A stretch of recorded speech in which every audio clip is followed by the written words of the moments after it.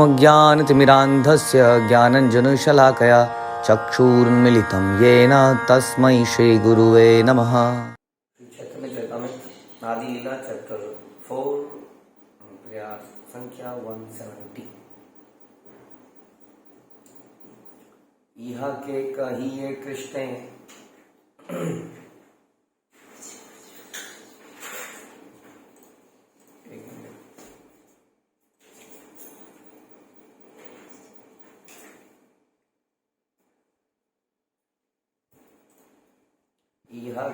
यहाँ के कहिए कृष्ण दृढ़ अनुराग स्वच्छ द्योत वस्त्र नाही कौन दाग।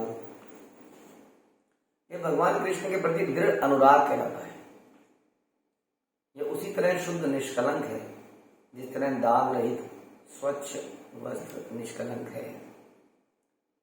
भगवान कृष्ण के प्रति जो हमारा प्रेम है वो निष्कलंक है। हमने इसको चर्चा किया था कि प्रेम और लस्ट में, काम में क्या अंतर है। जो खुद की इंद्रियों को तुष्ट करने के लिए, या सिंपल कहा जाए, जो कृष्ण की इंद्रियों को तुष्ट करने के लिए नहीं है वो काम है, क्योंकि उसमें मैं और मेरा सब कुछ आ जाता है। जो भी मैं किसी दूसरे के लिए करता हूँ, यदि वो कृष्ण के लिए पर्सनल अल्टीमेटली नहीं है तो वो काम है। लेकिन यदि कृष्ण के प्रति हमें कुछ दृढ़ प्रेम पैदा हुआ है, अटैचमेंट भी है, कुछ भी है, वो दिव्य है। इसलिए गोपियों की, अगर उसको हम कोई व्यक्ति काम भी कहता है कि गोपियों को कृष्ण के लिए काम है, तो वो भी दिव्य है, वो संसार का नहीं है। कोई भी वस्तु जो कृष्ण के साथ है वो दिव्य है वास्तव में, और वास्तव में वही प्रेम है, वो निष्कलंक है। हम सुन रहे हैं यहाँ पर चैतन्य चरितामृत के लेखक सबको इंद्र तृप्ति के कार्यों को त्यागने और गोपियों की तरह भगवान की इच्छा के साथ पूरी तरह जुड़ जाने का उपदेश देते हैं। भगवद गीता में भगवान कृष्ण का यही आखिरी उद्देश्य है कि हमें भगवान को प्रसन्न करने के लिए सब कुछ करने का के लिए तैयार रहना चाहिए, और इसके लिए कई बार लोक निंदा सुननी पड़ती है, जैसे गोपियों को सुननी पड़ी। संसार में लोग गोपियों को बोलते हैं कि भगवान ने गोपियों के वस्त्र चुरा लिए। भगवान की कहने पर एक बार में गोपियां उस तालाब से बाहर आ गई, और बस और उसके बाद कुछ हुआ नहीं। उसी घटना से भगवान ने एक्चुअली में उनको अपना लिया, क्योंकि एक तरह से उन्होंने भी सर्वस्व त्याग दिया इस तरह से। और उसमें लोग लज्जा की चिंता नहीं करी, लेकिन यही कार्य यदि हम संसार में करते हैं तो बड़ा ही शर्मनाक माना जाता है, और इसमें नरक जाने की तैयारी हम कर रहे हैं, इस प्रकार से हमने सुना था। लेकिन यही त्याग, यही वस्त्रों का त्याग जब उन्होंने कृष्ण के लिए किया, आज भी परमहंस लोग इस लीला को गाते हैं। सोचिए, सुखदेव गोस्वामी इस लीला को बता रहे हैं, जिनका इन संसार से में कोई मतलब ही नहीं, जो माँ की कोख से बाहर नहीं निकले कि बाहर आऊंगा तो माया पकड़ लेगी। 12-14 सालों तक ओनली जब उनको अश्योरेंस दी गई कि ऐसा नहीं होगा, तो वो संसार में आए। इतना बड़ा लड़का संसार में पैदा हुआ और फिर तुरंत जंगल की तरफ चला गया, टोटली डिटैच्ड। ऐसा एग्जाम्पल कोई और हम सुनते नहीं। ऐसा एग्जाम्पल गोपियों के वस्त्रों को हरण करने की लीला सुना रहे हैं श्रीमद् भागवत में। वहीं से ज्ञात होता है कि ये लीला वास्तविकता में ये दिखाती है कैसे कृष्ण के लिए सब कुछ त्याग दिया जाए विदाउट थिंकिंग कि समाज, जमाना क्या कहेगा, लोग क्या कहेंगे, यदि हम ऐसा करेंगे तो हमारे रिश्तेदार क्या कहेंगे। तो भगवान को बंद करने के लिए सब कुछ करने के लिए तैयार रहना चाहिए, यहाँ तक कि वैदिक सिद्धांतों, नैतिक नियमों का उल्लंघन करने के लिए भी। ये बात सबको समझ में नहीं आती। वो कहते हैं कि धर्म क्या सिखाता है, नैतिक नियमों का पालन करना सिखाता है। धर्म का मतलब नैतिक नियम, धर्म का मतलब मॉरल वैल्यूज। धर्म का मतलब इससे बहुत अधिक है। धर्म है, सर्वश्रेष्ठ धर्म है, सर्वधर्मान परित्यज्य मामेकम शरणम व्रज। जैसा भगवान कहते जाएं वैसा करते जाइए, उसके लिए कोई लोकल रिवाजों को, रीतियों को त्यागना पड़े, वैदिक सिद्धांतों को त्यागना पड़े, त्याग दीजिए। क्योंकि वैदिक सिद्धांत भगवान के क्लोज में लाने के लिए बनाए गए थे। यदि भगवान ही बोले, जैसे कि भगवान ने बोला बुद्धम शरणम गच्छामि, या भगवान गौतम बुद्ध में सबको वैदिक शास्त्रों को त्याग के बाद मेरे पास आ जाओ फिलहाल तो ऐसा बताते हैं कि जिन लोगों ने उस वक्त वैदिक शास्त्रों को त्यागा, जो कि भगवान कभी नहीं कहते त्यागने को, और वो बुद्ध की शरण में गए, उन्हें परम गति प्राप्त हुई, क्योंकि ऐसा भगवान का आदेश था। इस वक्त तुम इन सारे शास्त्रों को भी त्याग दो, क्योंकि बहुत गड़बड़ हो रही है समाज में। जैसा जैसा भगवान बोलते थे, फिर भगवान ने कहा शास्त्रों को अपनाओ, चैतन्य महाप्रभु बन गए, खुद आए फिर से, बोले अब शास्त्रों के हिसाब से ही जीवन जियो। श्रीमद् भागवतम भगवद गीता क्या है। तो जैसा जैसा भगवान बोले गए हैं, जो वैसा वैसा मोल्ड कर ले, अपने आप को परिवर्तित करता जाए, वही वास्तव में प्रेम है, शुद्ध भक्ति है। वैसे ही गुरु परंपरा में बोलती है अब ऐसा करो, अब ऐसा करो, अब ऐसा करो, और हम वैसे ही अपने आप को मोल्ड करते जाए। इसका मतलब हमारे अंदर अब अपने विचारों का अहंकार नहीं है। आदमी शारीरिक रूप से हम्बल हो जाता है, झुक जाता है, प्रणाम करता है, लेकिन मानसिक रूप से हम्बल होना बड़ा मुश्किल है। मानसिक रूप में हमारी एक सोच है, उस सोच को त्याग कर दूसरी सोच को बार बार अपना लेना, टेढ़ा मेढ़ा कर देना, दैट इज रियली सरेंडर। वही वास्तविक शरणागति है, जब अपने विचारों को पकड़ के नहीं बैठे हैं और हमें बोला जा रहा है अब ऐसा कर लीजिए आप, तो हम तुरंत मान जा रहे हैं जी, विदाउट थिंकिंग कि ये ठीक लग रहा है मुझे या नहीं, दुनिया को ठीक लग रहा है कि नहीं, ये बता रहे हैं। भगवत प्रेम का यही मानदंड है, उसी व्यक्ति को भगवत प्रेम है वास्तव में। नहीं तो कोई ना कोई मॉरल वैल्यूज द्वारा कीड़ा काट लिया हम लोग। मॉरल वैल्यूज को स्थापित किया जाता है जानवर से इंसान बनाने के लिए। वो भक्ति नहीं है, वो जानवर से इंसान बनाने के लिए, और इंसान से भक्त बनाने के लिए कई बार नहीं मॉरल वैल्यूज को त्याग देना पड़ता है, जैसे गोपियों ने त्यागा।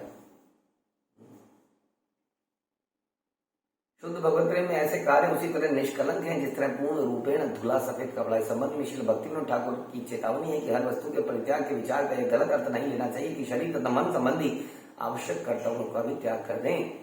ऐसे कर्तव्य इंद्रिय तृप्ति नहीं है, लेकिन यदि ये कर्तव्य कृष्ण सेवा के विचार से करें। ये लाइन अक्सर समाज में भूला भी गई है। हम ये बोलने लगे ये तो कहते हैं शास्त्र सारे कर्तव्यों का पालन करो, यही सबसे बड़ी समस्या है। क्या कर्तव्य है, क्या करनी है, क्या करनी नहीं है, दैट इज द क्वेश्चन। क्या कर्तव्य है, यही सबसे बड़ी विडंबना है। कर्तव्य कहते किसको है? ड्यूटी, समझ रहे? Duty, dutiful, being dutiful. Dutiful to whom? Dutiful to Krishna. Krishna के ड्यूटीफुल होने में ही वास्तविक ड्यूटी है। और कृष्ण का ड्यूटीफुल कौन होगा? जो भी कार्य करेगा कृष्ण की प्रसन्नता के लिए करेगा, बीइंग ड्यूटीफुल। इसलिए वो परिवार चलाएगा कृष्ण की प्रसन्नता, क्योंकि भगवान ने बोला है कि आप कर्म करो, कर्म की चिंता मत करो, लेकिन अकर्म करो अल्टीमेटली, और कर्म ना करने की चेष्टा मत करो, आलसी मत बनो, क्योंकि कर्म करना कर्म ना करने से श्रेष्ठ है, ऐसा भगवान गीता में बोलते हैं।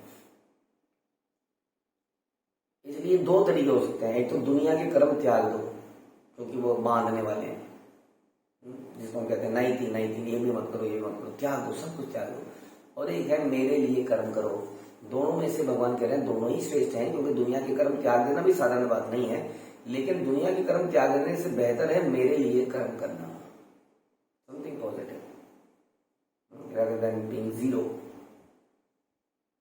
और मेरे लिए कर्म करना सर्वश्रेष्ठ है। और इसी को जब आप धीरे धीरे करते हैं तो मन में भाव पैदा होते हैं, फिर भक्ति स्टार्ट हो जाती है। प्रारंभ में ये नियम कहलाते हैं, धीरे धीरे ये भक्ति बन जाती है जब ये स्वाभाविक रूप से होने लगती है। तो ये कर्तव्य इंद्रिय नहीं है, it is better that we do something. इसी तरह से हम समाज में जब परिवार को चलाते हैं तो इतने सारे लोग हैं जो परिवार को चला रहे हैं, वो देखते हैं अच्छा ये भी परिवार को चला रहे हैं, ओहो, इसका मतलब परिवार के साथ, क्योंकि लोगों के अंदर विरक्ति नहीं है। विरक्ति पैदा करना is very difficult in the heart of people. आप लोगों को बोलो अपना परिवार को ज्यादा ध्यान मत दो, भक्ति करो, लोग आपको आपके ऊपर ज्यादा ध्यान नहीं देंगे। बोलोगे अपने धन के ऊपर ध्यान मत दो, धन को दे दो, लोग भाग जाएंगे आपसे दूर। लेकिन यदि आप भक्ति करते हुए अपना धन दोगे तो लोगों को प्रेरणा मिलेगी, अरे ये भी तो कर रहे हैं, अपना परिवार चला रहे हैं, धन भी दे रहे हैं। आप अपनी जॉब बिजनेस करते हुए परिवार को चलाते हुए भक्ति करोगे तो लोग कहेंगे ये भी तो कर रहे हैं। इस प्रकार से ये प्रेरणा मिलेगी उन लोगों के लिए जिनके अंदर विरक्ति पैदा होना इम्पॉसिबल है। और इस प्रकार से धीरे धीरे धीरे उनके अंदर भक्ति भाव पैदा होगा, हायर टेस्ट मिलेगा, तो संसारी चीजें अपने आप धीरे धीरे छूटती जाएंगी। तो हमारा जीवन एक प्रचार होना चाहिए। जीवन भी एक प्रचार होता है कि हम बोल के करते हैं, और यही आचरण से प्रचार कि हम अपना, इसलिए भक्तों के ऊपर एक डबल रिस्पॉन्सिबिलिटी है।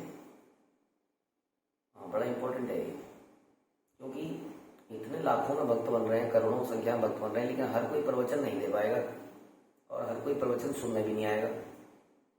लेकिन हम कितने लोगों से मिलते हैं ऑफिस में, बिजनेस में, स्कूल कॉलेजेस में, वो लोग केवल हमारे आचरण को देखकर भक्ति कुछ कॉपी करने लग जाएंगे, क्योंकि वो प्रभावित हो जाएंगे हमसे। अरे ये सारे काम कर रहे हैं, फिर भी ये काम कर रहे हैं। इस प्रकार से बिना प्रवचन दिए भी हमारा जीवन, हमारा आचरण एक प्रचार हो जाएगा। हमारा जीवन भी प्रचार है, आचार ही प्रचार है, यही इसका मतलब है कि हमने प्रवचन दिया नहीं, लेकिन हमारा आचरण ऐसा था कि दूसरे लोग देख देख के प्रभावित होते चले गए। क्योंकि हर जगह ये चांस नहीं है कि आपको कोई बैठने के लिए सुने। जो बैठने के लिए सुन रहा है ना, इसका मतलब उसके अंदर श्रद्धा ऑलरेडी आ चुकी है। लेकिन उस श्रद्धा को डेवलप करने के पीछे भी हमारे कुछ गुप्त सैनिक होते हैं जो कि प्रवचन नहीं लेते, लेकिन अपने आचरण से दूसरों को प्रभावित कर। दूसरे क्या कर रहे हो आप लोग, जब हम प्रवचन सुनते हैं आप पीछे लगे, हो गया आचार ही प्रचार है। इस प्रकार अतएव काम प्रेम बहुत अंतर, काम अंध तम प्रेम निर्मल भास्कर। अतएव काम तथा प्रेम बिल्कुल भिन्न है, जो अभी इतने श्लोकों में हमने सुना। काम घने अंधेरे की भांति है, किंतु प्रेम चमकते सूर्य के समान है। ये समझना चाहिए, इसलिए इसको त्याग देना चाहिए। इस काम को हमें त्याग देना चाहिए। अतएव गोपी गण नाही काम गंध, कृष्ण सुख लागी मात्र कृष्ण से संबंध। इस प्रकार गोपियों के प्रेम में कांच की रंच मात्र भी गंध नहीं है। कृष्ण के साथ उनका संबंध एकमात्र उनके कृष्ण के सुख के लिए है। जैसा हमने चर्चा करा, तो हमारे जीवन का हर एक कार्य कृष्ण के सुख के होना चाहिए। We should think, we should ask ourselves, क्या ये हम कृष्ण के लिए कर रहे हैं, या अनुकूल है भक्ति के, या प्रतिकूल है। गहराई से सोचना चाहिए इसके बारे में। ऐसा नहीं इसमें मेरा अपना मन शामिल है, मेरी अपनी इच्छा शामिल है। यत्ते सुजात चरणाम गुरु स्तनेषु गीता शनै प्रिय दधिमति कर्कशेषु, तेनाटवी मटसी तद्व्यथे न किम स्वित कूर्पादिवृत भ्रमति धीव्र वदायुषाम्ना। गोपियों ने कहा इसको, गोपी गीत में से इसको लिया गया 10वें स्कंद के 31वें चैप्टर में, कि हे प्रिय, आपके चरण कमल इतने कोमल हैं कि हम उन्हें अपने वक्ष स्थलों पर रखते हुए डरती हैं कि कहीं आपको चोट ना लग जाए। हमारे प्राण एकमात्र आप पर आश्रित हैं, इसलिए हमारे मन इस आशंका से भरे रहते हैं कि आप जब इन कोमल चरणों को लेकर जंगल पर जाएंगे तो आपके पैरों में कंकड़ लगेंगे, कांटे लगेंगे और ये क्षत विक्षत हो जाएंगे। और ये चिंता निरंतर सताती रहती है कि आप जंगल में, क्योंकि आप चप्पल नहीं पहनते, ब्रज में चप्पल नहीं पहनते थे भगवान। ब्रज में धूली इतनी सुंदर थी, सॉफ्ट थी, लेकिन उन धूली के बीच में आप जानती हो कहीं कहीं पर कंकड़ उठा हुआ होता है, बड़े जोर से पैर पे लगता है, कहीं पर कोई ना कोई कांटा आ ही जाता है। हजारों लाखों गायें साथ में चलती हैं, वो भी एक खतरा बना हुआ है देखा जाए तो, है ना। वो कह रही हमारी, हम बस इसी में चिन्ह, हम तो इतना डरती हैं, आपके पैर इतने सॉफ्ट हैं मक्खन जैसे, मक्खन को वक्ष स्थल पे रखा जाए मक्खन शेप बदल लेता है, इतना सॉफ्ट है।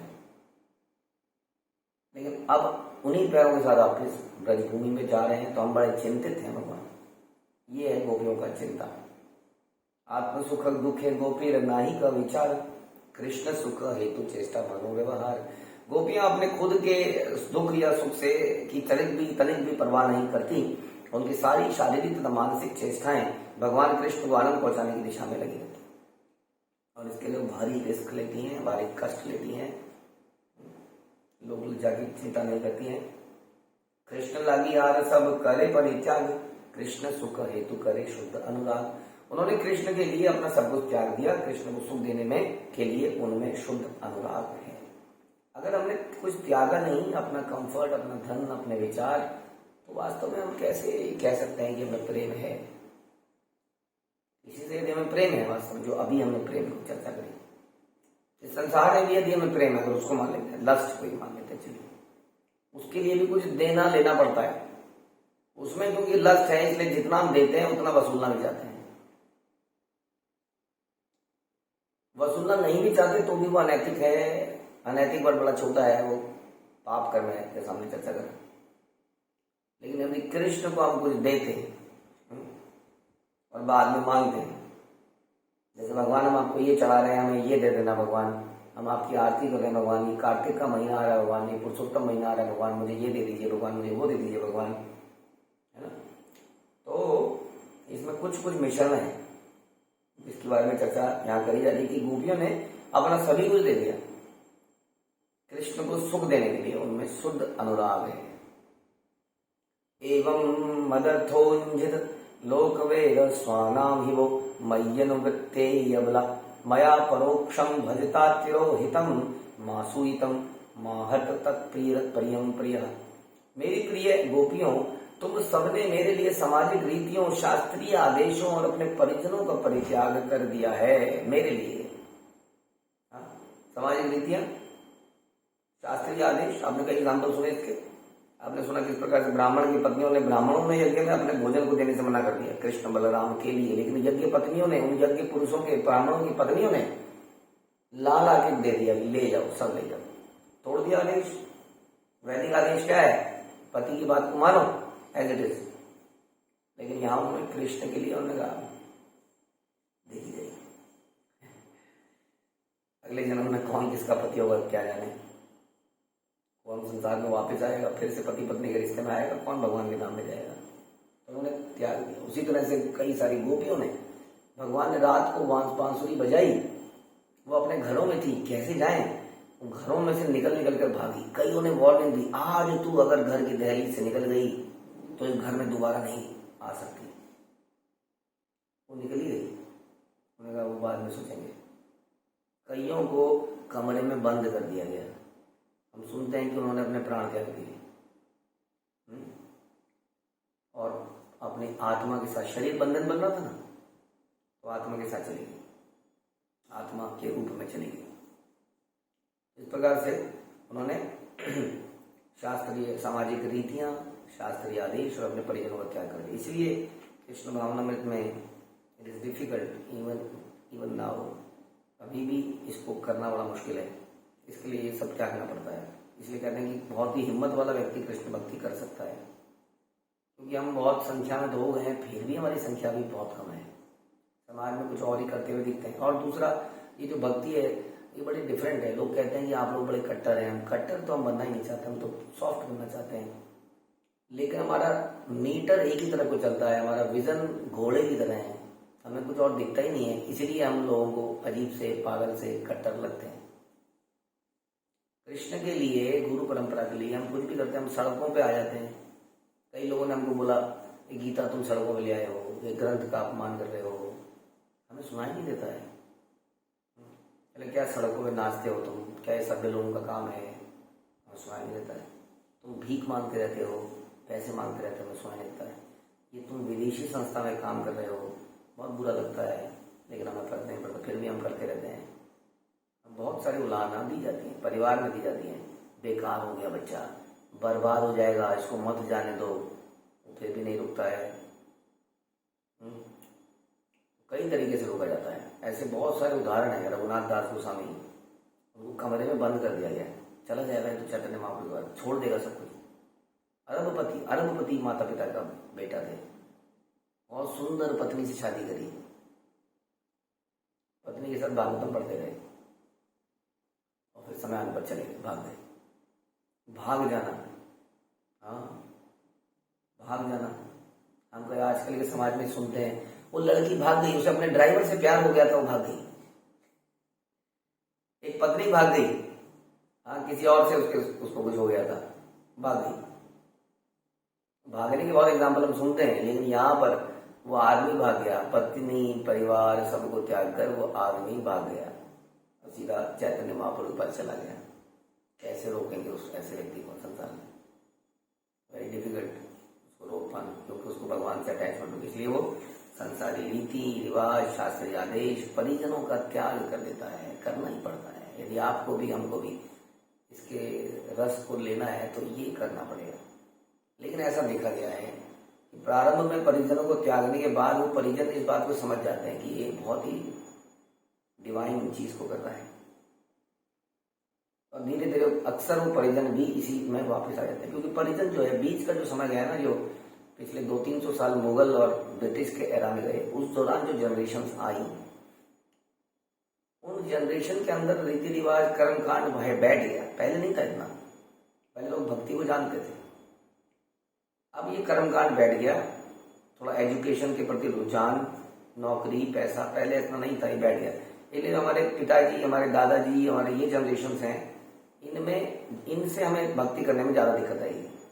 शायद आगे जाके इतने ना, क्योंकि अब तो लोग भक्त बन रहे हैं, उनके पुत्र पुत्रियां भक्ति करेंगे तो इतनी दिक्कत नहीं आएगी। लेकिन हमारे इस समय पर ज्यादा दिक्कत आ रही है, क्योंकि ये वो समय के लोग हैं जो कि they were influenced by British era and Mughal era, जिसमें कि कर्मकांड, रीति रिवाज बहुत जनरेट हुए, बहुत पैदा हुए तेजी से।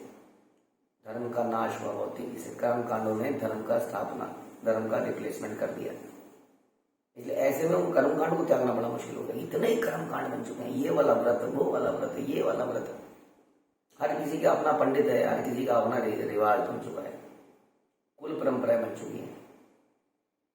इसलिए मुश्किल समय है, लेकिन इससे आगे शायद ये समय आसान हो जाए। तो परिजनों का परित्याग किया है। मैं तुम्हारी एकाग्रता बढ़ाने के उद्देश्य से ही तुम लोगों के पीछे छिप गया है, क्योंकि भगवान कह रहे हैं गोपियों, क्योंकि तुमने मेरे लिए सब कुछ त्यागा है, मैं तुम्हारे इस भाव को देखना चाहता था, बल्कि इसको बढ़ाना चाहता था कि मेरे लिए तुम कितनी लालायित हो, इसलिए मैं छुप गया था।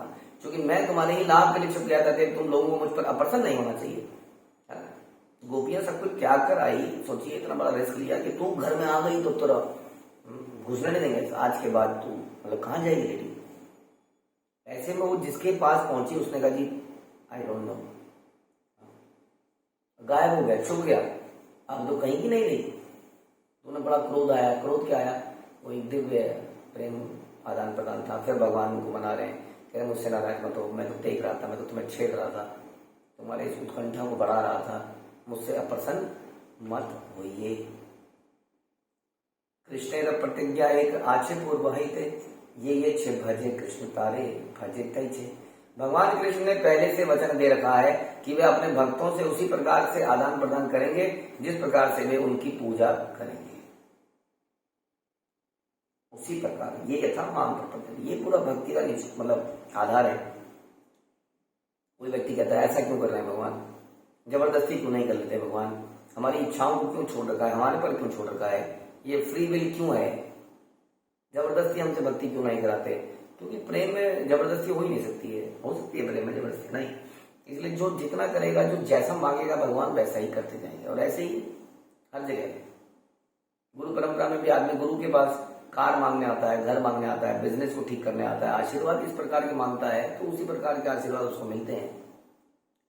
लेकिन कोई भक्ति मांगने आता है, सेवा मांगने आता है गुरु की, भगवान की, तो उसको सेवा मिलती है।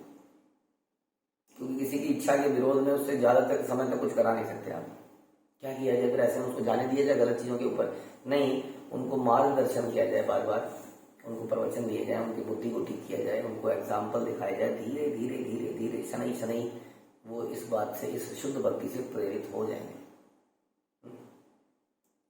जहां पर भगवान से मांगा नहीं जाता, भगवान को दिया जाता है, लेकिन जबरदस्ती नहीं करा सकते, क्योंकि वो ज्यादा दिन तक चलेगा नहीं।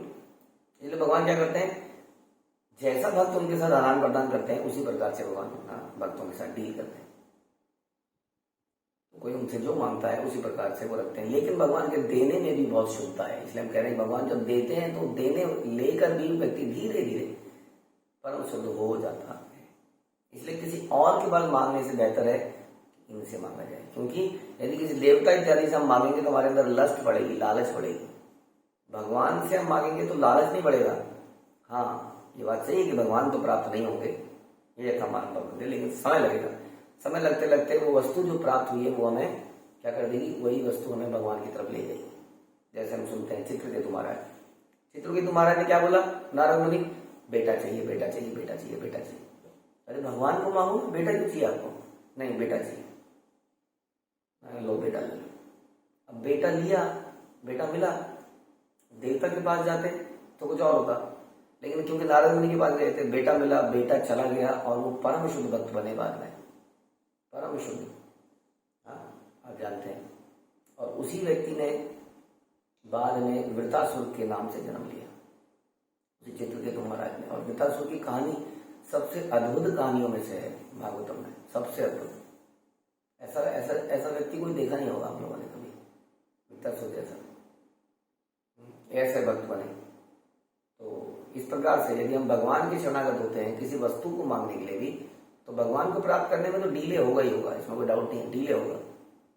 लेकिन अल्टीमेटली उसका लस्ट लालच न बढ़ के उसकी शुद्धिकरण बढ़ेगा। इसलिए हम कहते हैं कि यदि कोई समोसा भी मांग रहा है तो भोग लगा के खा रहा है तो उसका शुद्धिकरण होगा, पिज्जा भी खा रहा है तो शुद्धिकरण होगा, लेकिन समय लगेगा। लेकिन जो भलो न खाई पे भलो न पैरी पे के सिद्धांत पर आ चुका है कृष्ण के लिए, उसको कृष्ण तुरंत मिले। ये अंतर है, समझना पड़ेगा। It is not like that कि गोविंदास खोले हैं तो हम कुछ भी खा सकते हैं। अक्सर जो मैं ये चीजें सुन रहा हूँ आजकल, क्यों इतने रेस्ट्रिक्शन है, क्या है, ये हमारा इस्कॉन का ही तो है, ऐसा करने में क्या दिक्कत है? दिक्कत कोई नहीं है, आप भोग लगा रहे हैं, दिस इज वंडरफुल, लेकिन समय लग जाएगा, क्योंकि यहाँ पर खुद की इंद्रियों को तृप्त करने की ज्यादा इच्छा है, कृष्ण की नहीं। इसलिए जो कृष्ण के लिए जिएगा उसको तुरंत प्राप्त होंगे, जो कृष्ण से कुछ मांगेगा उसको धीरे धीरे प्राप्त होंगे, लेकिन प्राप्त जरूर होंगे। और जो देवताओं के पास जाता है उसको प्राप्त नहीं हो पाएंगे, वो तो अंततम जगहों में गिरता चला जाएगा, उसकी लस्ट बढ़ती चली जाएगी। ये यथा माम प्रपद्यन्ते ताम तथैव भजामि हम मम वर्तमान वर्तन्ते मनुष्या पार्थ सर्वशः। हे प्रतापपुत्र, मेरे भक्त जिस प्रकार मेरी शरण आते हैं उसी के अनुसार मैं उनको पुरस्कार देता हूँ। सारे व्यक्ति सभी तरह से मेरे मार्ग का अनुसरण करते हैं। देवताओं के पास भी जा रहा है तो ये मत समझिए कि देवता इंडिपेंडेंट है, they can give you something which I don't approve, वो भी मैं अप्रूव कर रहा हूँ। लेकिन देखिए ना, आप मेरे पास तो आए नहीं, आप इधर उधर से काम, लेकिन मैं दयालु हूँ, मुझे पता है मेरा ही बच्चा है तो मैं साइन कर देता हूँ देवताओं की रिक्वेस्ट। तो देवताओं से रिक्वेस्ट आ रही है मेरे पास निरंतर रिक्वेस्ट आ रही है, ये दे दो, ये दे दो, ये दो। सोचिए अरबों लोग, करोड़ों अरबों लोग जब एक साथ प्रार्थना करेंगे, कितनी रिक्वेस्ट आ रही होगी? किसी की देवता से आ रही है, किसी के पूर्वज से आ रही है, किसी के कोई अपने अपने भगवान से आ रही है, कहीं कहीं बनाए मैसेज में। वो सारी अर्जियां फाइनली कहाँ आ रही है अप्रूव होने के लिए? वो इंडिपेंडेंट अर्जियां नहीं है जो वो लोग दे नहीं पाएंगे, वो सारा बोझ, वो सारी रिक्वेस्ट भगवान के पास आ रही है और भगवान को पास करने में लगे हैं। ठीक है, बट भगवान उससे प्रसन्न नहीं है, क्योंकि गीता में भगवान कहते हैं वो लोग मूर्ख हैं जो ऐसा कर रहे हैं। Krishna is not happy with this. At least मेरे पास आओ। भगवान के पास आना इसका मतलब ये नहीं है कि भगवान को, लोग कहते हैं तो फिर आप क्यों कहते हो कि गुरु के पास जाओ? भगवान के पास आने का जो रास्ता भगवान ने बताया है वो रास्ता गुरु परंपरा के थ्रू आता है। इसका मतलब ये देवताओं के पास जाना और गुरु परंपरा के पास जाने में अंतर है। आप अपने देवता के पास मत जाओ, भगवान की डायरेक्ट भक्ति करो। देवताओं के, इसका मतलब ये नहीं कि आप कहेंगे तो गुरु परंपरा की क्या आवश्यकता, भगवान की डायरेक्ट भक्ति करो। दोनों में अंतर है, क्योंकि देवताओं के पास जाना मतलब गुरु के पास जाना नहीं है। गुरु परंपरा आपको ट्रेन करते हैं, देवता कहाँ ट्रेन करते हैं? वो तो आशीर्वाद देने के लिए खड़े हैं। क्या मांगते हो बच्चा, बोलो। वो ट्रेनिंग प्रोग्राम नहीं चला रहे हैं, गुरु परंपरा ट्रेनिंग प्रोग्राम चला रहे हैं, हरिनाम लेने का, शरणागति का, नियमों के पालन का। आपने देखा देवताओं के ट्रेनिंग प्रोग्राम नियमों के पालन के नहीं है। इसलिए वहां पर जाना और गुरु परंपरा में जाना में अंतर है। कृष्ण कभी भी गोपियों के प्रति कृतज्ञ नहीं हुए, क्योंकि जैसा वे भगवत गीता के श्लोक में अर्जुन के समक्ष घोषणा करते हैं, वे अपने भक्तों से उनके द्वारा की गई प्रेम भक्ति की मात्रा के अनुसार दान प्रदान करते हैं। हर व्यक्ति उस मार्ग का अनुसरण करता है जो उन तक पहुंचता है, किंतु उस मार्ग पर प्रगति की विभिन्न कोटियां हैं। मानते हैं, आप मान लेते हैं इस बात को कि आपको कन्याकुमारी जाना हो कश्मीर से, तो कैलकाटा बीच में नहीं आना चाहिए। लेकिन यदि कोई कैलकाटा चला जाए तो कन्याकुमारी पहुंच पाएगा कि नहीं? हाँ, पहुंच तो जाएगा ही, क्यों नहीं पहुंचेगा? पहुंच जाएगा। पहले कैलकाटा को जाएगा, फिर वहां से रास्ता निकालेगा, पहुंच ही जाएगा ना। लेकिन क्या वो सही रास्ता है, क्या उसमें बताने के लिए उसमें प्रगति की कोटियां डिफरेंट होगी, प्रगति स्पीड, कब आप पहुंच पाएंगे, और अपनी प्रगति के अनुसार ही भगवान की अनुभूति हो पाती है। मार्ग एक है, किंतु चरम लक्ष्य तक पहुंचने की प्रगति भिन्न भिन्न हो सकती है। अतएव इस लक्ष्य की अनुभूति परम भगवान की अनुभूति का अनुपात भी भिन्न भिन्न होता है। हमारे अंदर कृष्ण की रियलाइजेशन भी अलग अलग लेवल पे होती है, अलग अलग होती है। कई बार हम बहुत ज्यादा सख्ती करने लगते हैं, ऐसा क्यों सोचता है, तो मुझे ये माता जी समझती क्यों नहीं है, ये हमेशा ऐसा क्यों करती है, ये खाने के लिए हमेशा ऐसा क्यों करती है, या दान देने के लिए हम ऐसा करें, या सेवा में हमसे भागती क्यों है? क्योंकि अभी उनकी प्रगति भिन्न अवस्था में है, वो भी उसी रास्ते पे है, लेकिन प्रगति भिन्न अवस्था। प्रगति को जबरदस्ती खींच के नहीं ला सकते आप ऐसे। इट इज अ रियलाइजेशन, अनुभूति का विषय है। हम कानों से, एक्सपीरियंस से सामने वाले को अनुभूति कराने का, ये है गुरु परंपरा की ट्रेनिंग प्रोग्राम, अनुभूति को बढ़ाना। और जिसकी बढ़ जाती है वो ठीक होता जाता है अपने आप ही। गोपियों को सर्वोच्च लक्ष्य प्राप्त हुआ और श्री चैतन्य महाप्रभु ने पुष्टि की है कि गोपियों द्वारा की जाने वाली भगवत पूजा की विधि से श्रेष्ठतर विधि अन्य कोई नहीं है। यही विधि सर्वश्रेष्ठ है, इसी का पालन करना है। दिस इज प्योरेस्ट, इसमें कोई मिश्रण नहीं है। किसी प्रकार का कोई भौतिक इच्छा, न धनम न जनम न सुंदरिम कविताम, किसी प्रकार की कोई इच्छा नहीं। एक ही मात्र इच्छा क्या है कि जन्म जन्मांतर तक भक्ति मिले या भगवान की सेवा मिले, बदले में और कुछ नहीं। तो ये गोपियों का यहाँ पर भाव बता रहे हैं। इसी भाव को देखने समझने के लिए चैतन्य महाप्रभु आए थे, और इसीलिए कृष्णदास कविराज हमें ये सारे भाव समझा रहे हैं। हमें समझना पड़ेगा पहले कि गोपियों का भाव क्या है, तब समझेंगे कि भगवान क्यों यहाँ पर आए। कोई आपसे इस कदर प्रेम करे जैसा यहाँ सुन रहे हैं, कैसे नहीं आप उसके जीवन में घुसोगे, कैसे नहीं। आपको प्रार्थना नहीं करनी पड़ेगी, आपको सेवा करनी पड़ेगी।